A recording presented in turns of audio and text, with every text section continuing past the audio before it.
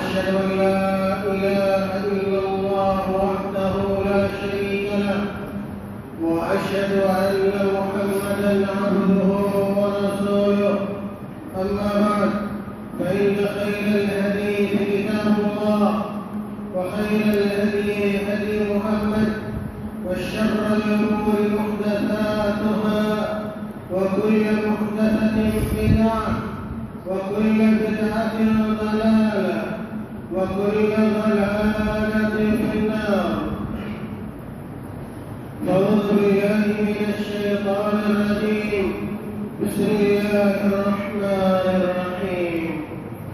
يا أيها الذين آمنوا اتقوا الله حق تقاته ولا تموتن إلا وأنتم مسلمون. يا أيها الناس اتقوا ربكم الذي خلقكم من نفس واحدة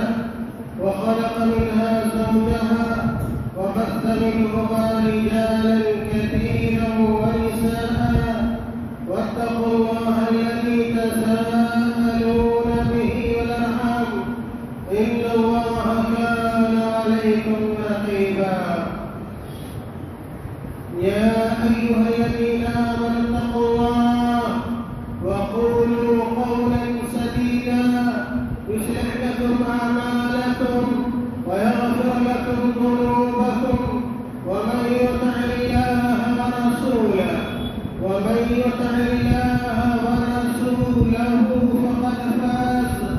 فقد فاز فوزا عظيما. وقال تعالى في مقام آخر إن الذين يتلون كتاب الله وأقاموا الصلاة وأنفقوا مما رزقناهم سرا وعلانية يرجون تجارة لن تبور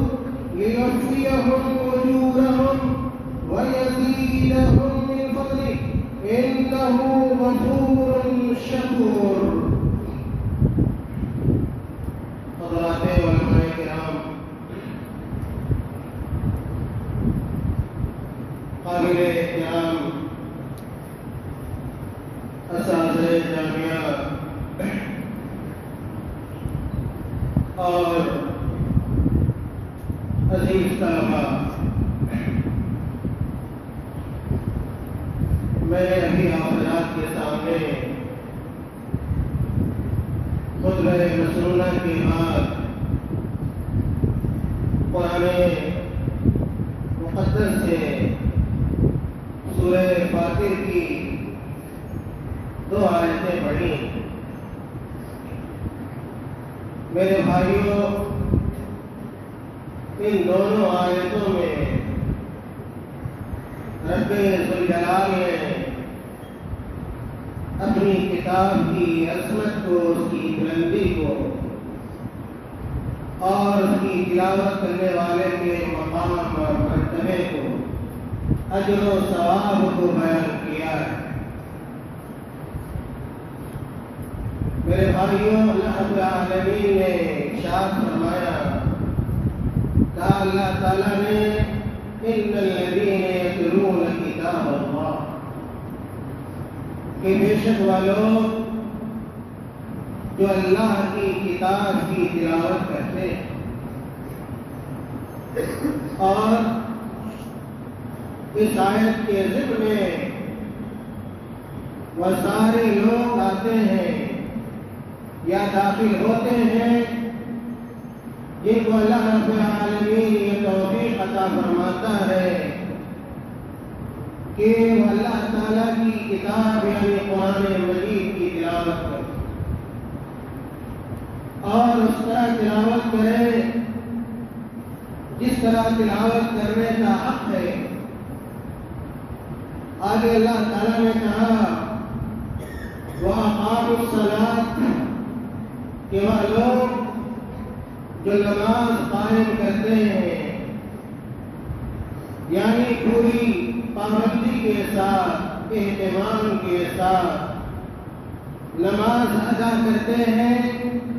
وَأَنفَقُوا مِمَّا رَزَقْنَاهُمْ سِرًّا وَعَلَانِيَةً، اور اللہ رب العالمین نے انہیں جو رزق دیا کی ہے، اس رزق سے اور اس روزی سے پوشیدہ طور پر اور ظاہری طور پر علانیہ طور پر اللہ کے راستے میں خرچ کرتے ہیں۔ اللہ رب العالمین یہ اوصاف اپنے نیک بندوں کے بیان فرمائے ہیں، اور آگے اللہ تعالیٰ نے کہا کہ جس انسان کی زندگی میں تلاوت قرآن ہو، جس انسان کی زندگی میں اقامت صلاۃ ہو، جس انسان کی زندگی میں صدقہ اور خیرات ہو، تو آگے اللہ تعالیٰ بیان کرتا ہے یرجون تجارۃ لن تبور۔ در حقیقت یہ لوگ ایسی تجارت کرنے والے ہیں اور ایسی تجارت کر رہے ہیں، ایسا معاملہ کر رہے ہیں، ایسے اعمال کو انجام دے رہے ہیں جس میں انہیں کبھی گھاٹے کا سودا کرنا نہیں پڑا۔ عزیز طلبا، پتہ یہ چلا کہ قرآن کی تلاوت کرنا ہمارے فائدے میں، نماز کا اہتمام کرنا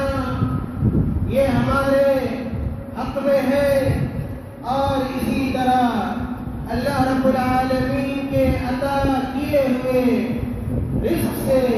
اللہ تعالیٰ کے راستے میں خرچ کرنا، اس کا فائدہ بھی ہماری ذات کو ہوتا ہے۔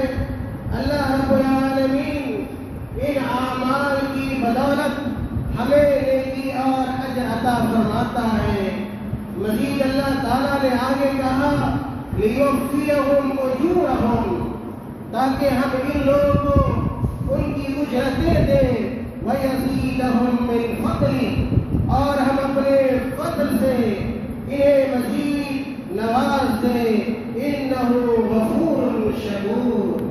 اللہ تعالیٰ کہہ رہا ہے کہ اے میرے بندو، اس بات کو یاد رکھنا کہ اللہ رب العالمین بڑا معاف کرنے والا ہے، بخشنے والا ہے، اور اللہ تعالیٰ اپنے بندوں کی بڑی قدردانی کرتا ہے۔ اگر آپ اللہ رب العالمین کے واجبات کو ادا کریں گے، فرائض کو ادا کریں گے، اللہ تعالیٰ کے اوامر کی بجاوری کریں گے، اللہ تعالیٰ آپ کو محروم نہیں کرے گا۔ اللہ رب العالمین آپ کو خائب و خاسر نہیں ہونے دے گا، بلکہ آپ کے توقع سے زیادہ،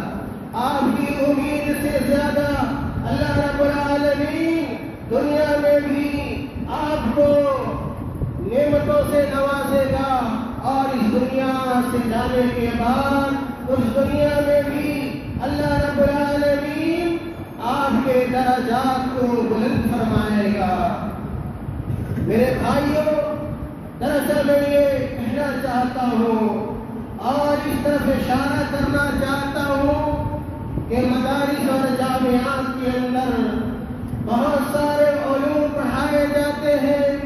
بہت سارے فنون پڑھائے جاتے ہیں، بہت سارے مواد ہوا کرتے ہیں، لیکن ہمیں اور آپ کو سب سے زیادہ علوم میں سے، علوم شریعہ میں سے خاص طور سے ہمیں قرآن کریم پر توجہ دینی چاہیے، قرآن کریم کی تلاوت پر توجہ دینی چاہیے۔ جو قرآنی علوم و فنون ہے، ان علوم و فنون کے اندر ہمیں مہارت حاصل کرنی چاہیے۔ جو لوگ، جو طلبا خاص طور سے قرآن کا علم حاصل کرتے ہیں، قرآن کو حفظ کرتے ہیں، ان کو بھی پوری محنت کے ساتھ، پوری دیانت کے ساتھ اور پورے شوق کے ساتھ اللہ تعالیٰ کی کتاب کو حفظ کرنا چاہیے، یاد کرنا چاہیے۔ اسی طرح وہ طلبا جو کلاسوں میں پڑھتے ہیں، وہ طلبا جو عربی درجات میں پڑھتے ہیں اور وہ قرآن کے حافظ نہیں ہے، انہیں بھی اس بات کی کوشش کرنی چاہیے اور پوری کوشش کرنی چاہیے کہ قرآن کے علم سے اپنے دامن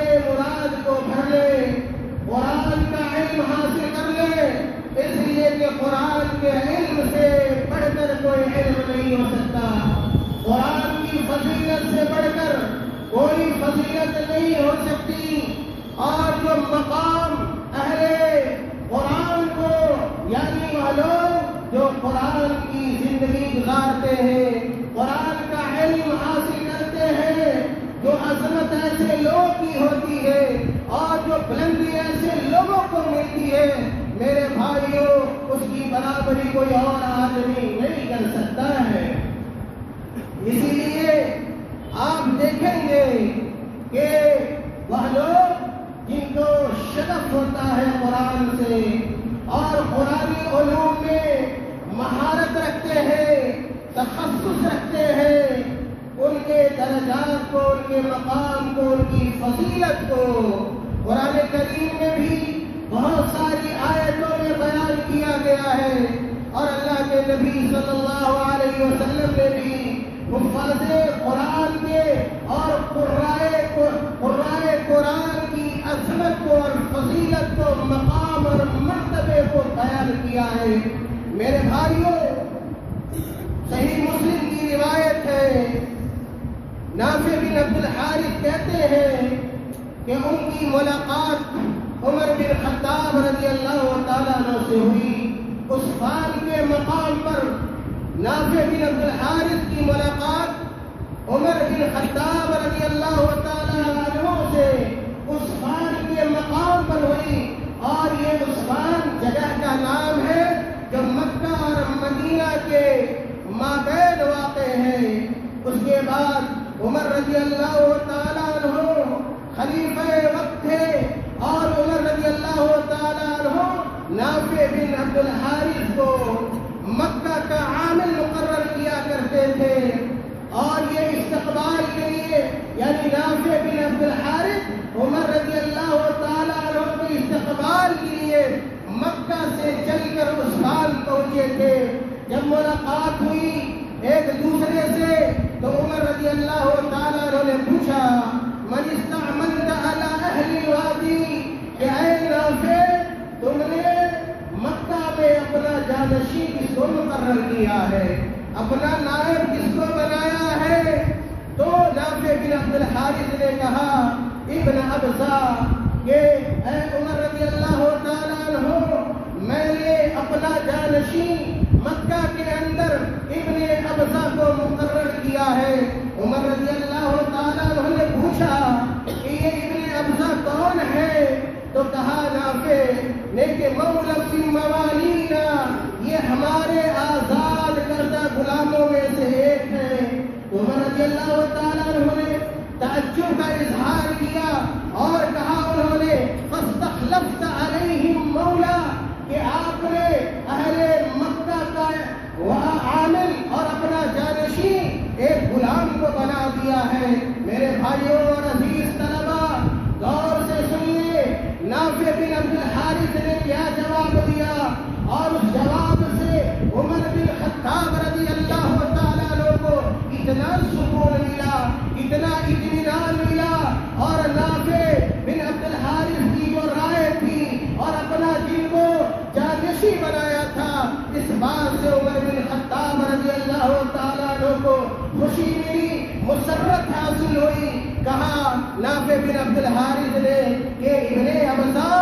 کوئی معمولی انسان نہیں ہے، کوئی معمولی شخصیت کے حامل نہیں ہے۔ اے خلیفہ وقت لیے، انہ قارئ لکتاب اللہ عز وجل، انہ قارئ لکتاب اللہ عز وجل، یہ ابن ابزا اللہ تعالیٰ کی کتاب کے قاری ہے، یعنی قرآن کے اندر کامل درک رکھتے ہیں، امامت کا درجہ انہیں نصیب ہے، مہارت تامہ رکھتے ہیں، اور متخصص ہے، انہ قارئ لکتاب اللہ، اور یہ وہ صفت ہے جس کی وجہ سے میں نے اپنا جانشین ان کو مقرر کیا ہے، اپنا نائب انہیں بنایا ہے۔ اور مزید سنیے ابن ابزا کون ہے؟ وَإِنَّهُ عَالِمٌ بِالْفَرَائِضِ، وَإِنَّهُ عَالِمٌ بِالْفَرَائِضِ، اور وہ فرائض کے عالم ہے۔ اور آپ کو پتا ہے کہ فرائض کیسا علم ہے، حدیث سے پتا چلتا ہے یہ فرائض، یہ وراثت کا علم، یہ میراث کا علم، یہ نصف علم ہے، اور بہت خال لوگوں کو، گنے چنے لوگوں کو اور چنندہ لوگوں کو اس فن میں مہارت حاصل ہوا کرتی ہے۔ تو نافع بن عبد الحارث نے کہا وَإِنَّهُ عَالِمٌ بِالْفَرَائِضِ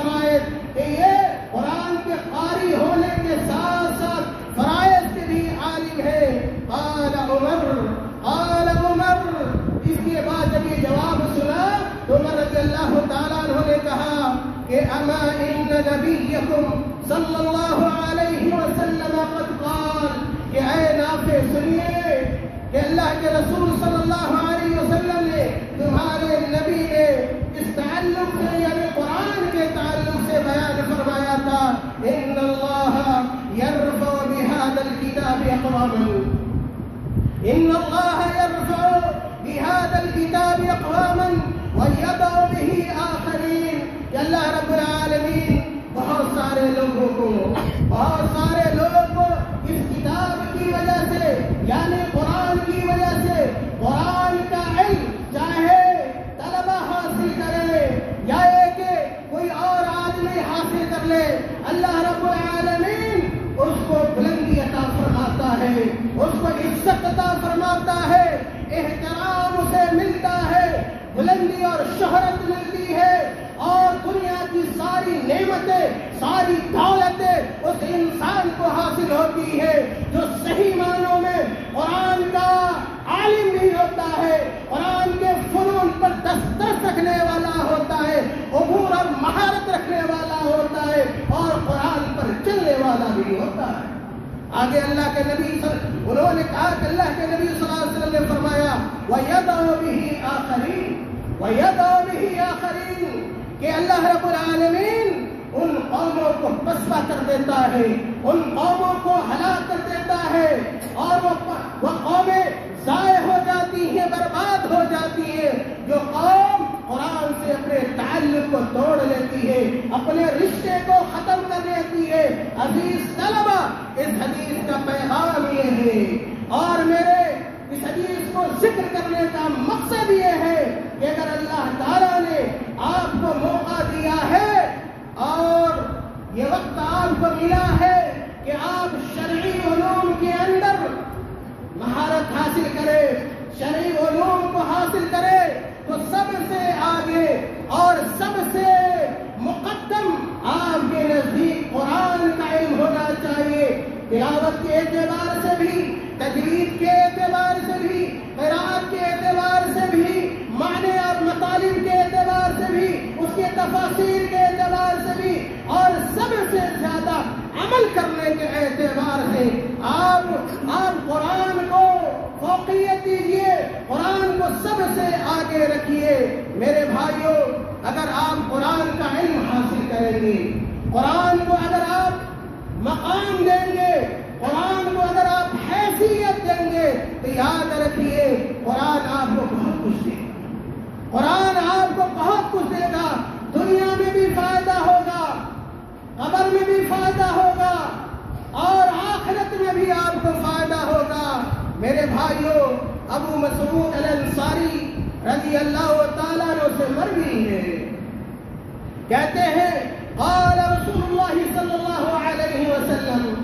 ابو مسعود الانصاری رضی اللہ تعالیٰ عنہ کہتے ہیں کہ اللہ کے رسول صلی اللہ علیہ وسلم نے بیان فرمایا، اور دیکھیے کہ صاحب قرآن کو دنیا میں کیسے عزت حاصل ہوتی ہے، کیسے مقام ملتا ہے، اور کیسے اس کو فوقیت حاصل ہوتی ہے۔ اللہ کے نبی صلی اللہ علیہ وسلم نے کہا یوم القوم اقرؤہم لکتاب اللہ، اللہ کے نبی صلی اللہ علیہ وسلم نے کہا قوم کی امامت وہ کرے گا، قوم کی امامت وہ کرے گا، جماعت کا امام وہ بنے گا، اور مصلیوں کا امام وہ ہوگا، اقرؤہم لکتاب اللہ، جو قرآن کا سب سے زیادہ پڑھنے والا ہوگا، قرآن کا سب سے زیادہ علم رکھنے والا ہوگا، قرآن کا جو بڑا حافظ ہوگا، قرآن کا جو بڑا قاری ہوگا۔ آگے اللہ کے نبی صلی اللہ علیہ وسلم نے کہا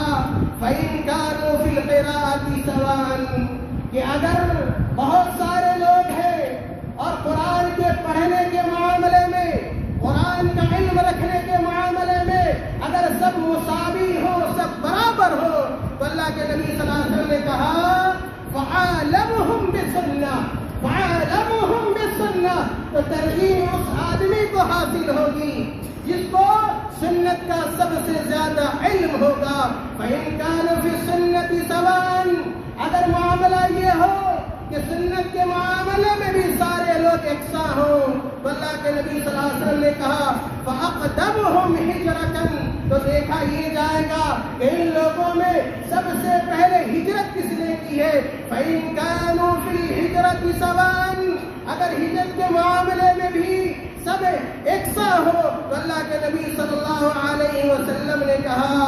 کہ فَأَقْدَمُهُمْ سِلْمًا، تو یہ دیکھا جائے گا کہ ان لوگوں میں سب سے پہلے اسلام کس نے قبول کیا ہے۔ بعض روایتوں میں سلمن کی جگہ سنن ہے، یہ دیکھا جائے گا کہ عمر کے اعتبار سے بڑا کون ہے۔ عزیز طلبہ، اس حدیث کو آپ کے سامنے رکھ کر آپ کے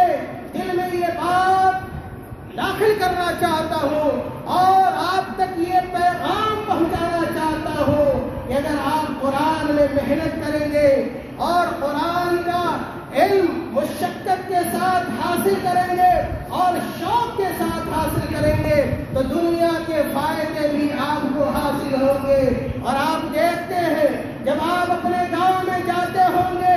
اپنے علاقے میں جاتے ہوں گے، اگر آپ نے قرآن کا علم حاصل کیا ہوگا، کسی تحفیظ میں کسی قاری کے پاس بیٹھ کر اگر آپ نے قرآن کو یاد کیا ہوگا، نماز کا وقت آتا ہے، بہت سارے مسلمین جمع ہوتے ہیں، لوگوں کی نگاہیں ڈھونڈتی ہیں، لوگوں کی نگاہیں تلاش کرتی ہیں، کبھی دائیں جانب جاتی ہے، کبھی بائیں جاتی ہے، کس کو ڈھونڈتی ہے؟ یہ قاری قرآن کو ڈھونڈتی ہے، یہ حافظ قرآن کو ڈھونڈتی ہے، جو چٹائی پر بیٹھ کر، دیوائی پر بیٹھ کر اللہ تعالیٰ کی کتاب کو یاد کیا ہوتا ہے، حفظ کیا ہوتا ہے۔ اسے بڑے بڑے ڈاکٹر بھی ہوتے ہیں، اس مسجد کے اندر پروفیسر بھی ہوتے ہیں، بڑے بڑے دنیاوی منصب کے حاملین بھی ہوتے ہیں، لیکن سب کا اشارہ اس حافظ قرآن پر کی طرف ہوتا ہے اور اس کو سارے لوگ مصلی پر پڑھاتے ہیں، امامت کی جگہ اس کو فائز کرتے ہیں۔ کبھی غور کیا ہے؟ یہ عزت ہے، یہ وقار ہے، یہ عظمت ہے جو اللہ تعالیٰ نے اس حافظ قرآن کو، اس قاری قرآن کو اس دنیا میں عطا کیا۔ میرے بھائیوں، اگر کوئی حافظ قرآن ہوتا ہے اور قاری قرآن ہوتا ہے، اللہ کے نبی صلی اللہ علیہ وسلم کی حدیث سے پتہ چلتا ہے کہ مرنے کے بعد بھی اس کو مقدم رکھا جائے گا اور اس کو آگے رکھا جائے گا۔ جابر بن عبداللہ رضی اللہ تعالی عنہما بیان کرتے ہیں کہ ان رسول اللہ صلی اللہ علیہ وسلم كان يجمع بين الرجلين في قتل احد۔ آپ کو پتا ہے کہ غزوہ احد میں بہت سارے صحابہ کرام شہید کر دیے گئے، قتل کر دیے گئے۔ میرے بھائیوں، جابر بن عبداللہ رضی اللہ تعالیٰ عنہ کہتے ہیں کہ بہت سارے صحابہ کرام کو جنگ احد میں جب قتل کیا گیا تو اللہ کے نبی صلی اللہ علیہ وسلم نے کئی صحابہ کو جو وفات پانے والے ہوتے ہیں ایک قبر کے اندر اللہ کے نبی صلی اللہ علیہ وسلم نے دفن کیا۔ جب اللہ کے نبی صلی اللہ علیہ وسلم کے سامنے صحابہ کرام کو لایا جاتا تو اللہ کے نبی صلی اللہ علیہ وسلم پوچھتے ایہم اکثر اخذا للقرآن، ایہم اکثر اخذا للقرآن، کہ ذرا یہ بتلاؤ کہ ان لوگوں میں سب سے زیادہ قرآن کس کے پاس تھا، قرآن کا علم کس کے پاس تھا۔ فَإِذَا أُشِيرَ لَهُ إِلَىٰ أَحَدِهِمَا، جب یہ بتلایا جاتا، اشارہ کیا جاتا کہ ان لوگوں میں سب سے زیادہ قرآن ان کے پاس تھا تو قدمہ فی اللحد، حدیث کے الفاظ ہے اللہ کے نبی صلی اللہ علیہ وسلم اس حافظ صحابی کو، اس قاری صحابی کو قبر میں سب سے پہلے رکھتے اور کہتے ہیں جابر بن عبداللہ رضی اللہ تعالیٰ عنہ کہ اللہ کے نبی صلی اللہ علیہ وسلم اس موقع پر یہ فرماتے انا شہید علی ہؤلاء، انا شہید علی ہؤلاء، اے میرے صحابہ سنو، میں ان لوگوں پر گواہ ہوں جو غزوہ احد میں قتل کیے گئے ہیں اور مارے گئے ہیں۔ میں اللہ تعالیٰ کے گواہی پیش کروں گا اور گواہی دوں گا کہ انہوں نے اپنی جانوں کو، اپنی روحوں کو اللہ کے لیے لیے شہید کیا. میرے بھائیوں آخرت میں بھی حافظوں کو بڑا مقام ملے گا، بڑی عزت ملے گی. حضرت عبداللہ بن عمرو بن عاص رضی اللہ تعالیٰ عنہ سے مروی ہے، کہتے ہیں کہ اللہ کے نبی صلی اللہ علیہ وسلم نے بیان فرمایا، اللہ کے نبی صلی اللہ علیہ وسلم نے کہا یقال لصاحب القرآن.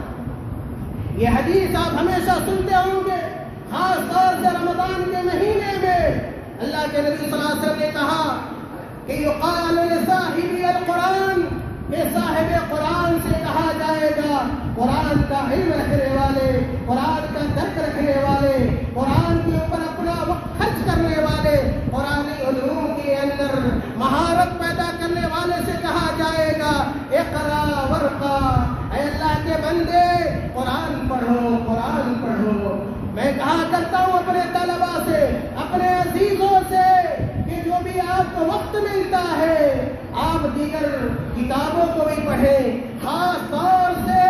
قرآن کی تلاوت کیا کریں، قرآن کو حفظ کیا کریں. اگر جو عربی درجات میں ہے، اگر وہ عزم کر لے، اگر وہ حافظ نہیں ہے، ہر نماز کے بعد اگر چند منٹ مسجد میں بیٹھ کر یا کہیں بیٹھ کر چند آیتیں روزانہ اگر یاد کرے تو آپ یاد رکھیے اور جان لیجیے کہ چند سالوں میں وہ طالب علم قرآن کا حافظ ہو جائے گا. اور ایسا نہیں کہ اس کی مثالیں موجود نہیں ہیں، اس کی بہت ساری مثالیں ہیں جو اس جامعہ کے اندر بھی ہے اور دیگر جامعات و مدارس کے اندر بھی ہے. لیکن شرط یہ ہے کہ آپ محنت کریں، شرط یہ ہے کہ آپ اپنے وقت کو اور ضائع نہ کریں. شرط یہ ہے کہ لایانی کاموں سے، لایانی مجلسوں سے، لایانی محفلوں سے اپنے آپ کو بچائیں. تو آپ دیکھیے سارے علوم و فنون میں خاص طور سے چند سالوں میں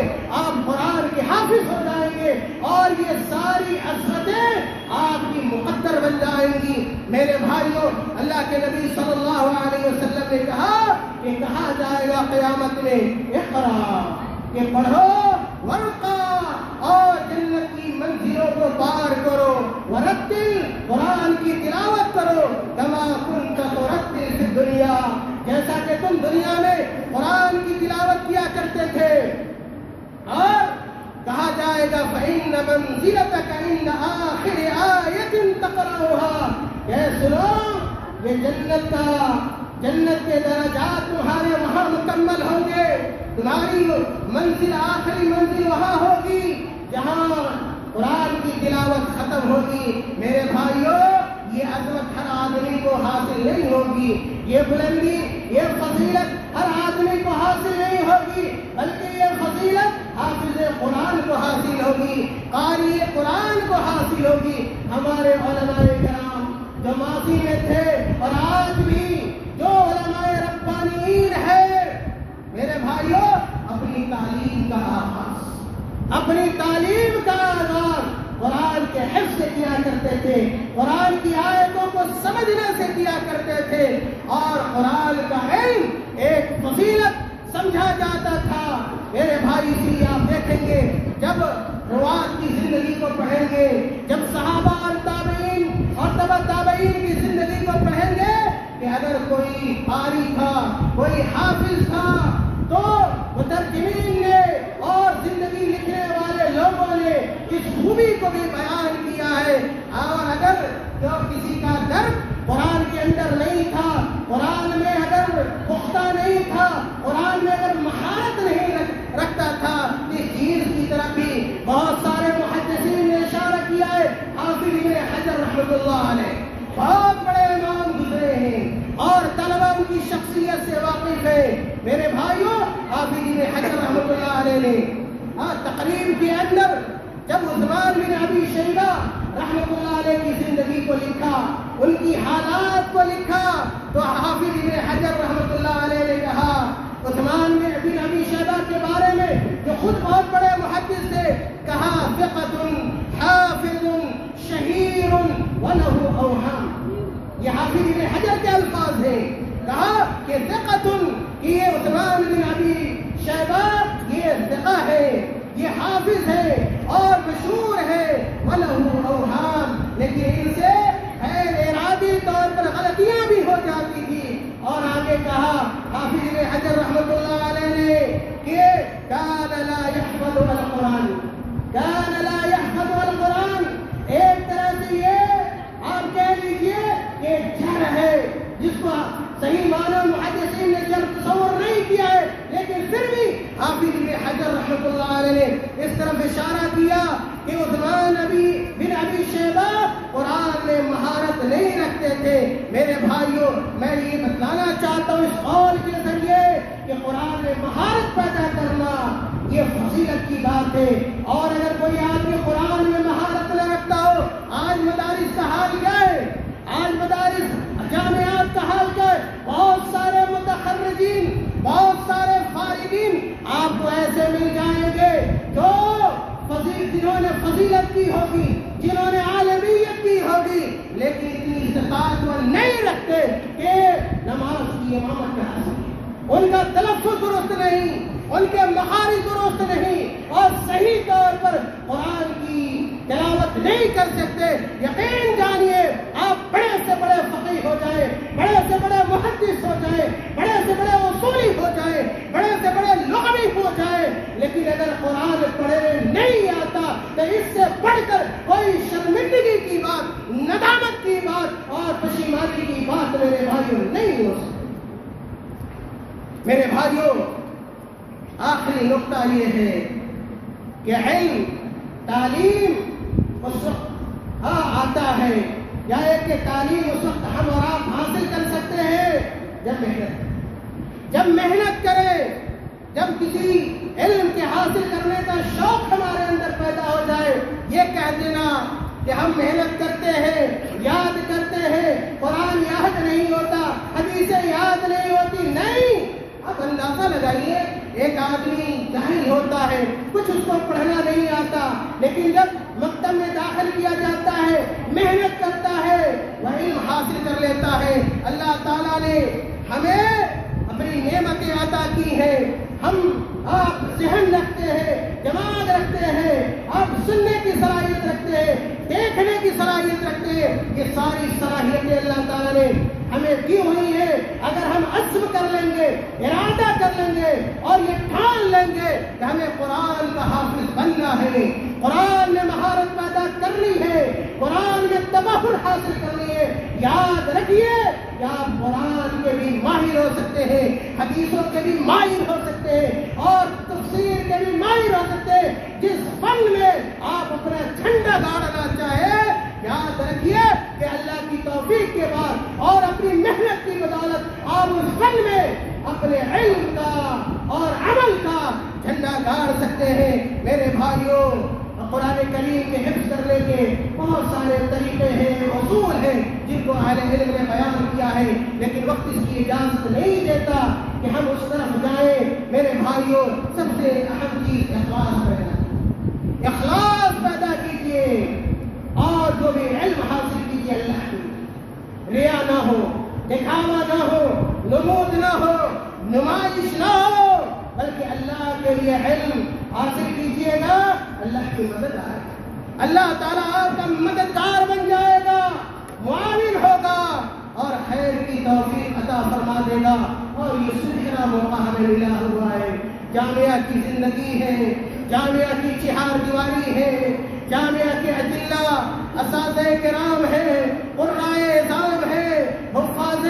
قرآن ہے، اور ساری سہولیات، مراعات، فیسلٹیز ہمیں حاصل ہیں، اور وقت بھی ہمارے پاس ہے، والدین نے بھی ہمیں اسی کام کے لیے لگایا ہوا ہے، بھیجا ہوا ہے اور ہمیں فارغ کیا ہوا ہے کہ ہم علم حاصل کریں اور قرآن کا علم حاصل کریں، تفسیر کا علم حاصل کریں، حدیث کا علم حاصل کریں، اور علوم شرعیہ کے اندر مہارت اور پختگی پیدا کریں۔ ایسا نہ ہو کہ ہم سستی کے شکار ہو جائیں، کائری کے شکار ہو جائیں، اپنے وقت کو ضائع کریں، برباد کریں، اور بعد میں آنسو بہانا پڑے، بعد میں افسوس کرنا پڑے۔ یاد رکھیے کہ ہوشیار وہ ہے، چالاک وہ ہے جو اپنے وقت کی قدر کر لے اور وقت سے فائدہ اٹھا لے. اور بے عقل آدمی ہے جو وقت کی ناقدری کرتا ہے، وقت سے استفادہ نہیں کرتا، مدارس اور جامعات کی زندگی کو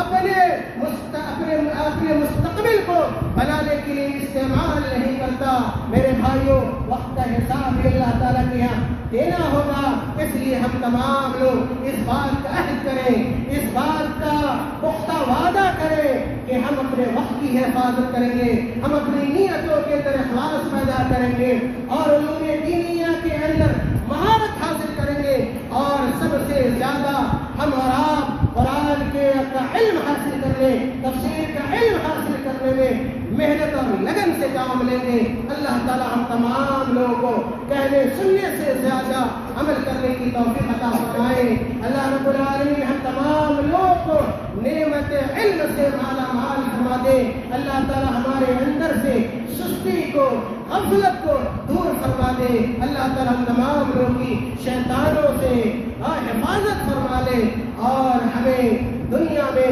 کتاب و سنت کے مطابق زندگی گزارنے کی توفیق عطا فرما دے. آمین. وآخر دعوانا ان الحمد للہ.